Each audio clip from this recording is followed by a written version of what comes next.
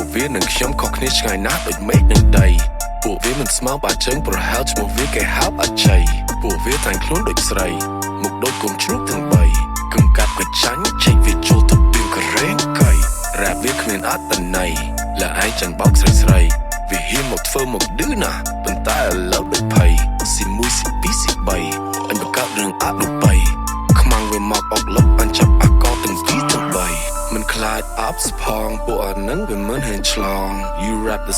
same now at least you know my name វាមិនបានការវាគិតថាចិត្តវាខ្លាំងដូចខ្លា You are the same now you know my fucking name ជាតិនេះពួកវានឹងខ្ញុំប្រឆាំងនឹង rap នឹងព្រមលិខិតទល់មុខវាធ្វើដោយបិទប៉ុន្តែពីក្រោយវាសំលេងកំបិតគេងនេះមិនមួយអ្នកគត់